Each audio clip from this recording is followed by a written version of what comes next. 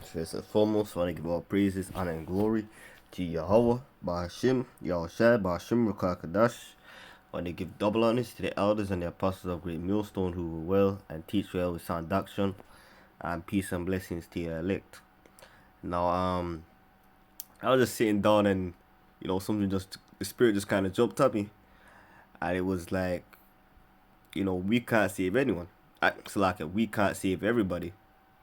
You know, ultimately, those that can be saved are those that the Lord, Yahweh Bashim Yahushai has chosen. You can't for example, if someone is stuck in their ways and the Lord has blinded them, no, you could say that 1,000 times before they leave, 1,000 times, in one sitting. If the Lord has it to where, they're gonna stay blinded, they're gonna stay blinded. And although, although you may feel away, that's just how the Lord has it to happen. He has it to where, he had it to where we woke up and Adawan Ratazah, that means Lord willing that all of us stay on the straight and narrow. But you also just like you have those predestined for salvation, you also have those that are predestined for destruction, because you have to look at it like this: if everyone could be saved, then it wouldn't match up with prophecy, because you have 2/3 who are predestined for destruction, and then you have the small remnant. See, if everyone could make it, and although all Israel is gonna come in the kingdom, which is Israel that I'm focusing on, if everyone could just be saved, everyone could make on a chart, then there wouldn't be a small remnant, because it would just be everybody. But anyway, let me just read this. Revelation 22:11.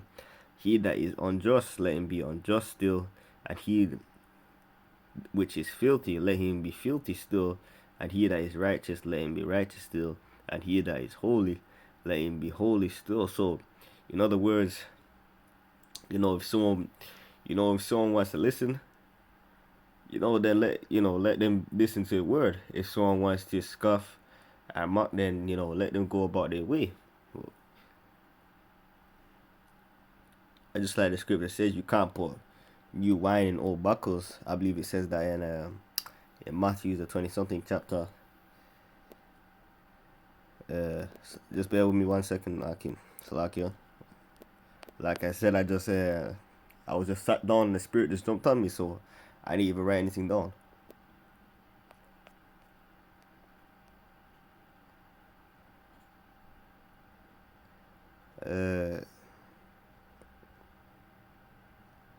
Oh yeah, Salakia, here is the ninth. It's the ninth chapter.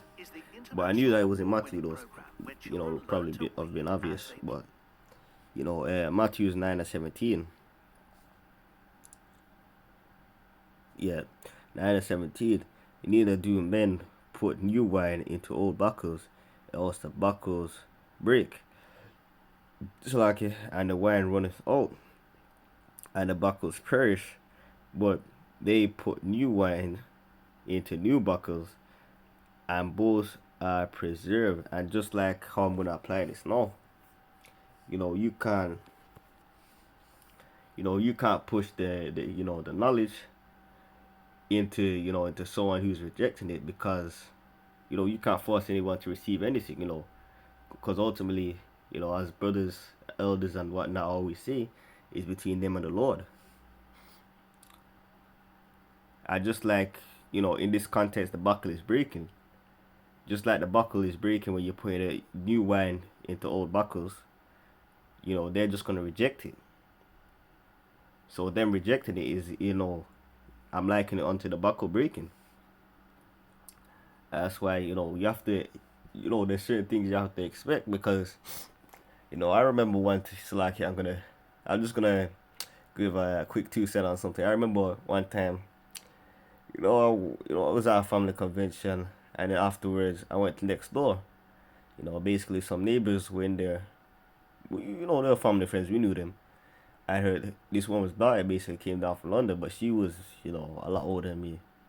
A lot of people are, I'm young. But anyway, so I'm talking to her about the truth, and she's, talk about the kingdom of Judah. So I'm like, oh, so she may know a little one too.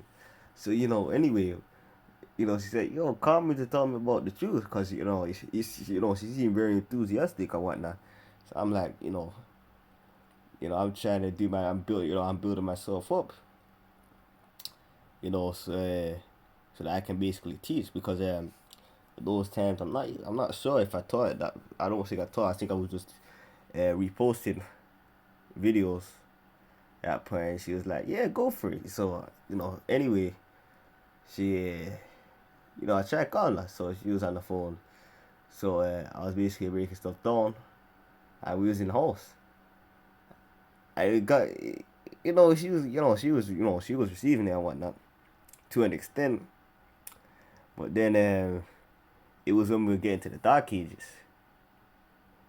She couldn't fathom that Jake was in power, and it was little things. It was little things. I'm like, me. I'm like, listen, if you don't want to do something, just if you don't want me to do something, or you don't want to do something, just say no. Don't give me a word and then don't do it, because that's not honorable. And I always say that around my family members. Know this about me. I'm like, listen, let your yay be yay and your nay be nay. Don't tell someone yes and then go around and then say no. Over something simple, of course, because that can be seen as dishonorable. But anyway, yeah, let me jump over to somewhere else.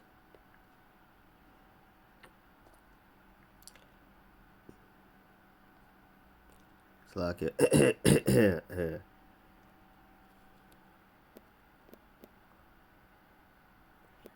I just like I was talking earlier about those predestined for the salvation. You have this in Second Ezra, I believe 9:22.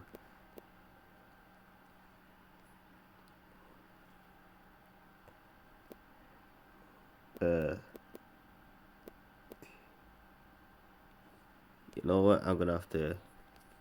I believe it's Second Ezra anyway.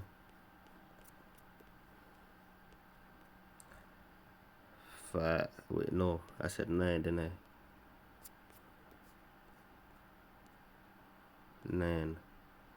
9:22. Second Ezra 9:22. Let the multitude perish, then which was born in vain. I let my grape be kept, and my plant, for with great labor have I made it perfect.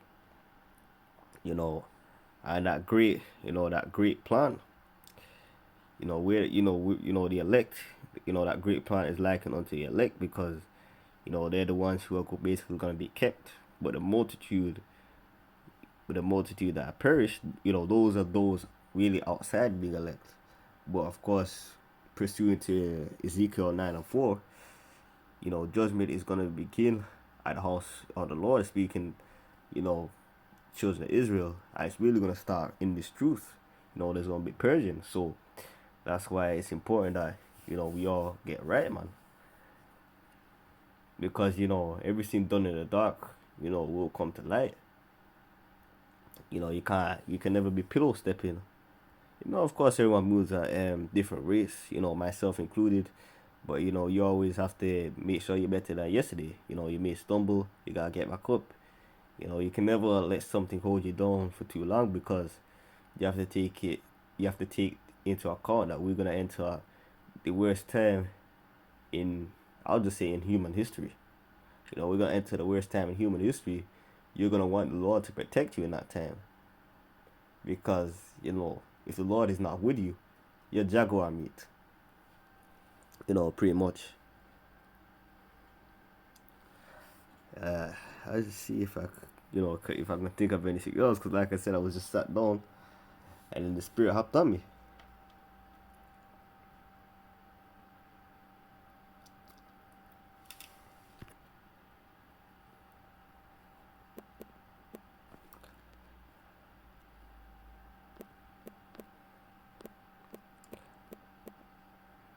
I reason. I believe it's Jeremiah 28th chapter. I just feel like what I'm looking for is in there. I might be wrong. Oh, hey, that's the spirit, man. Jeremiah 28:8. The prophets that have been before me and before thee of old prophesied both against many countries and against great kingdoms of war and of evil and of pestilence, just like what's going on today. But because it's not happening right now, they're not even taking notes because it's not like it's just brothers in the truth saying that. You have top ranking banking officials and whatnot that are coming out and saying serious stuff about the economy and whatnot that that we may see serious things next year. So, and even then the average person isn't taking note. But when do they take note? Jake often waits till it's too late, just like in the time of Noah, and then they wanna try and jump ship. They want deliverance, they want help, they want this, they want that, but they didn't take the time to to turn to the Lord when the doors of mercy were open.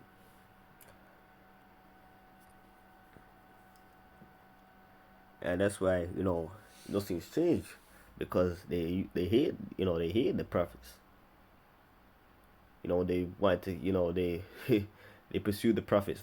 They pursue the lives of the prophets because they're not telling you what you want to hear. They're telling you what's going to happen or what you need to hear.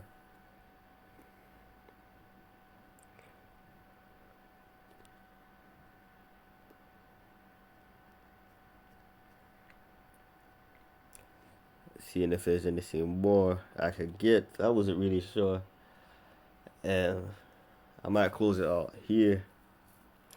Only because the spirit just jumped on me, and then I just said I had to do a quick video. Didn't want to make it too long because, like I said, I don't want to go on a tangent because it was just right now the spirit jumped on me, and I just decided to go do a video. But anyway, I hope this lesson is edifying. And in closing, I want to give all praises and glory to Yahweh, Ba'ashim, Yahushai, Ba'ashim, Rakakadash. Until next time, Shalom.